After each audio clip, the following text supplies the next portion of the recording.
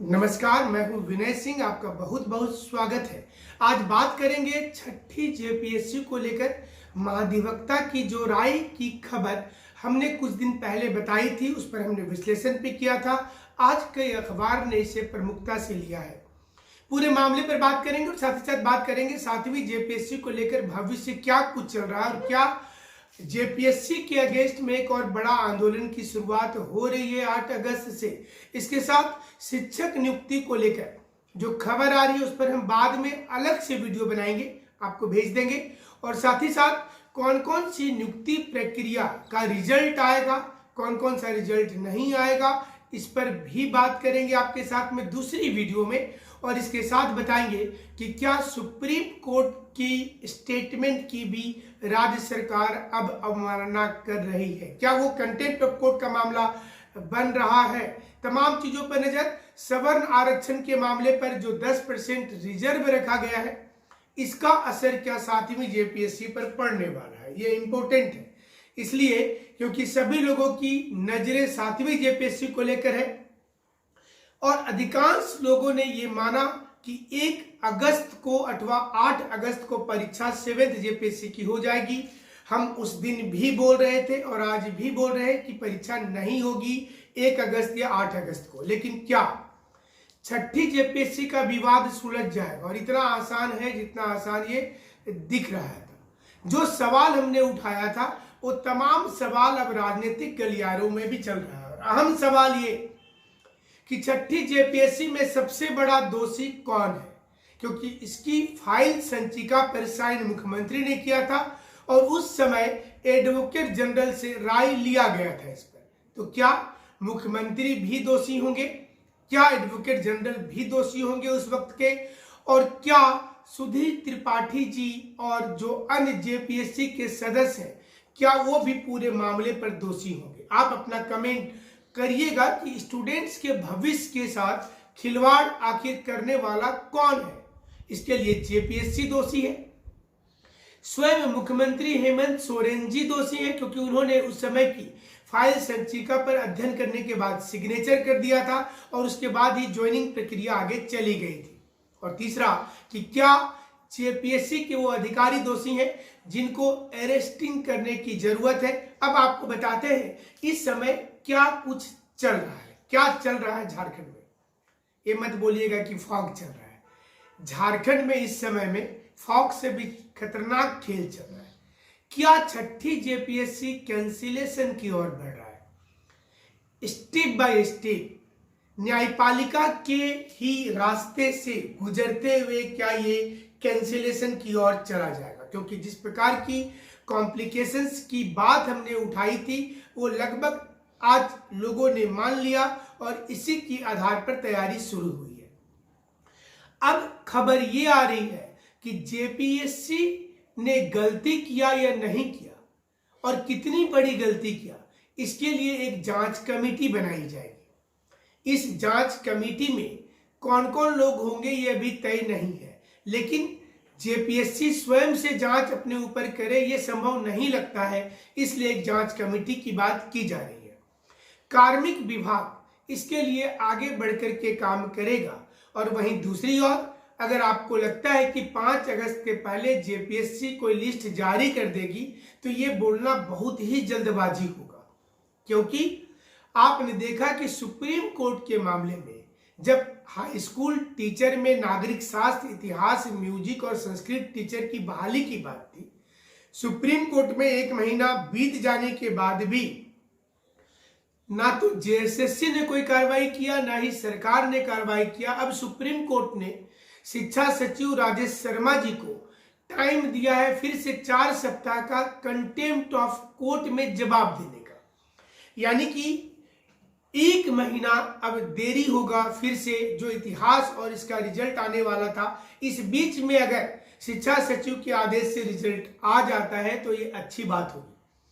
लेकिन क्या 7वीं जेपीएससी सबके बीच में हो जाएगी? कल हाईकोर्ट ने असिस्टेंट इंजीनियर के मामले में फैसला को सुरक्षित रख लिया। इसका क्या मतलब होता है?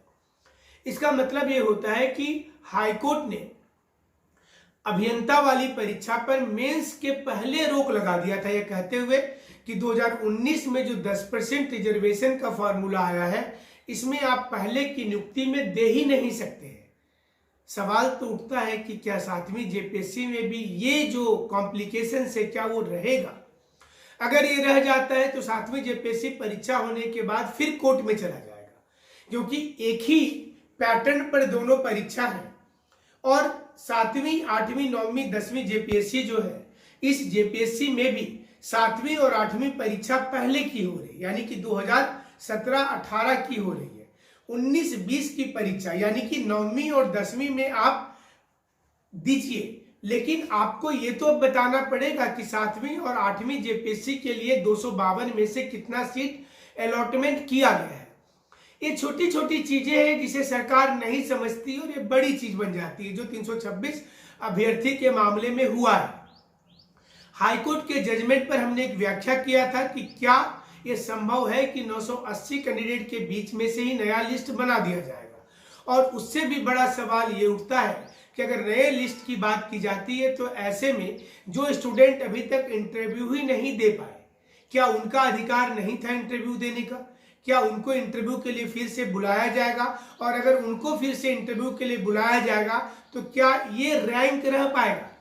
यानी कि जो आज प्रशासनिक सेवा में नजर आते हैं, जो बीडीओ सीओ के पद पर ज्वाइन किए हैं, हो सकता है कि वो सहकारिता सेवा, योजना सेवा या सूचना सेवा में चले जाए। रिजर्व कैटेगरी में भी यही आलम हो जाएगा। जो आज डीएसपी हैं, कल वो रैंक बदल करके शिक्षा सेवा में जा सकते हैं। कोई दूसरा कैंडिडेट नया टॉपर बन सकता है, कोई नए कैंडिडेट उसमें आ सकते हैं। यह भी हो सकता है कि 149 कैंडिडेट जो बाहर का रास्ता देख रहे हैं 40% वाले मामले पर और हिंदी अंग्रेजी का नंबर हटा देने के बाद में, अब जो बच जा रहे हैं लगभग 175 कैंडिडेट, वो भी हट सकते हैं। कोई जरूरी नहीं है कि उनकी नौकरी रही जाएगी, ऐसा कुछ हाईकोर्ट ने नहीं कहा है। हाईकोर्ट ने कहा है कि फ्रेश मेरिट लिस्ट का तैयारी करिए। फ्रेश में जो मेरिट लिस्ट बनेगा उसमें ये स्थिति भी आ सकती है कि जो अभी के 1 से लेकर 100 तक के जो रैंक होल्डर हैं, सारे की या तो रैंक बदल जाएगी, वो मेरिट से वो बाहर भी हो जाएंगे अगर उनसे ज्यादा नंबर लाने वाले कैंडिडेट होंगे। आप खुद सोच करके देख लीजिए कि 40% वाले पर अगर आप इस बात के कैंडिडेट थे और आप 40% नंबर इंडिविजुअली लाए हैं, क्योंकि पीटी में खुद हाईकोर्ट में लिख करके जमा किया था जेपीएससी ने कि हमारा फार्मूला है कि 40% इंडिविजुअल कट ऑफ लाना पड़ेगा, और इसी को लिखने के बाद जेपीएससी खुद एक जाल में फंस गई है। यही कारण है कि स्टूडेंट की परेशानी बहुत ज्यादा हो गया है और उन्हें अब समझ में नहीं आ रहा है कि हम करें तो क्या करें। 5 याचिका और 5 कैविएट याचिका, साथ ही साथ झारखंड सरकार स्वयं से एलपीए दायर नहीं कर रही। तो आपके दिमाग में आएगा कि आखिर झारखंड सरकार इस पूरे मामले पर चुप क्यों बैठी, क्या इसका फंडा है? सरकार ये संदेश देना चाहती है कि वो कहीं भी गलती नहीं कर रही है। संदेश इस मायने में भी है कि गवर्नमेंट चुप होकर मुखदर्शक बनकर देखना चाहती है कि न्यायपालिका क्या कहती है, और अगर प्यार से न्यायपालिका पूरी परीक्षा को कैंसिल कर देती है तो सरकार के लिए अच्छी बात हो जाएगी, क्योंकि पुरानी सरकार की ये पुरानी सरकार को क्रेडिट जा रहा था। नई सरकार नहीं चाहती है कि कोई भी पुरानी सरकार के रिजल्ट को या फिर स्थानीयता नीति को लागू करके ये उनको शाबाशी दे दें या क्रेडिट दे दें, इसलिए इसमें सुधार की गुंजाइश खोज रहे हैं। जो आपने सर्टिफिकेट वाले मामले पर देखा कि 10 और +2 के सर्टिफिकेट को परमानेंट कर दिया जा रहा है कि आपको झारखंड से होना चाहिए। हाँ, ऐसा हो सकता था, जैसे हाल में ही अभी असम में एक वैकेंसी आई है जिसमें ये लिखा हुआ है कि candidate should be the permanent resident of Assam.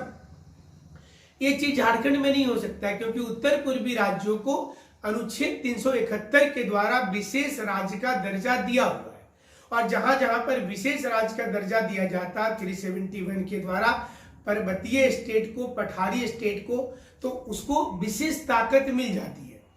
ये अभी तक ये दर्जा झारखंड को नहीं मिला, इसलिए ऐसे कानून बनाने पर यहाँ पर अड़चन आ जाती है। और संवैधानिक रूप से सोनी कुमारी का मामला इसी कारण से जो था, राज्य सरकार की जो पॉलिसी थी इसको हाई कोर्ट ने असंवैधानिक करार दे दिया था और सुप्रीम कोर्ट फिलहाल रिजर्व रखा है इस फैसले को। आप सब मिलाकर के देखें तो झारखंड में नीति ही स्ट्रांग नहीं है। परीक्षा की बात छोड़ दीजिए, 7वीं जेपीएससी 1 अगस्त को नहीं होगी, मतलब नहीं होगी। हमने आपको बताया था, ऐसा नहीं कि हम बताए इसलिए नहीं होगी। इसलिए नहीं होगी कि स्थितियां बहुत ही अनुकूल नहीं है, इंफ्रास्ट्रक्चर अच्छा नहीं है, इसके साथ साथ स्टूडेंट को रिजेक्ट किया गया है। उसकी अभी तक 1.5 लाख बच्चों को पता नहीं है कि उसको रिजेक्ट क्यों किया गया है। ये सवाल उठ जाएगा। और उससे भी बड़ी बात कि अभियंता मामले में हाईकोर्ट ने जो जजमेंट सुनाया है, जेपीएससी अपने अंदर इस पर कोई भी सुधार नहीं कर रही है, इसलिए ये मामला भी फंस जा रहा है। इसके साथ अब 7th, 8th, 9th जेपीएससी की अगर बात की जाए और 10th वाले को भी जोड़ दीजिए, तो झारखंड सरकार ये चाहती है कि वो पहले देख ले कि पुराने जेपीएससी का क्या हो रहा है। दूसरा, वो ये चाह रही है कि अभियंता मामले में जो फैसला रिजर्व रखा गया उसमें अंतिम निर्णय क्या आता है, और तब जाकर के अपना पत्ता जेपीएससी और कार्मिक विभाग खोलेगी। तब तक जेपीएससी की परीक्षा हमें नहीं लगता है कि होना चाहिए या फिर होने वाला है। और इसी बीच में अगर होता भी है, कोई चमत्कार भी होगा, तो 29 अगस्त के पहले नहीं होगा। ये हमने पहले भी बताया था। जिस दिन सारे लोगों ने बताया था कि 1 अगस्त को परीक्षा हो जाएगी, हम उस दिन भी बताए थे कि परीक्षा नहीं होगी और ये परीक्षा सितंबर अक्टूबर भी जा सकता है। इसलिए नहीं कि कोरोना का डर है, इसलिए कि कोरोना से ज्यादा नियमावली का डर है और हाईकोर्ट के जजमेंट का डर है कि वो क्या बोलती है। और अगर हाईकोर्ट का जजमेंट सही दिशा में आ जाता है तो हमें लगता है कि होना चाहिए, परीक्षा तो निश्चित रूप से होना चाहिए, स्टूडेंट तैयारी करके बैठे। वहीं दूसरी ओर 8 अगस्त से एक बहुत बड़ी आंदोलन की शुरुआत हो रही है। जेपीएससी, जेएसएससी, पंचायत सचिव, जेटेट के तमाम अभ्यर्थी, टेट पास अभ्यर्थी, पारा शिक्षकों के अभ्यर्थी, सभी लोगों से ये कहा गया है कि आप इस आंदोलन में शुरुआत कीजिए, 24 जिला में आंदोलन कीजिए। और ये आंदोलन जिस प्रकार से क्विट इंडिया मूवमेंट 8 अगस्त को शुरुआत हुआ था उसी तर्ज पर हो, जिससे सरकार को लगे कि उसकी स्थानीयता नीति गलत है, सरकार को लगे कि वो जो मुद्दे की बात करते हैं वो गलत है। आंदोलन के एक संयोजककर्ता इमाम शफी हमारे चैनल पर हाल के दिनों में आए थे। उन्होंने कहा कि उनकी आंदोलन तब तक जारी रहेगी जब तक कि सरकार अपनी पूरी स्थिति को स्पष्ट नहीं कर देती है। लेकिन इससे भी बड़ा सवाल ये उठ रहा है कि नौकरी का क्या होगा, कब मिलेगा, रिजल्ट कब आएगा।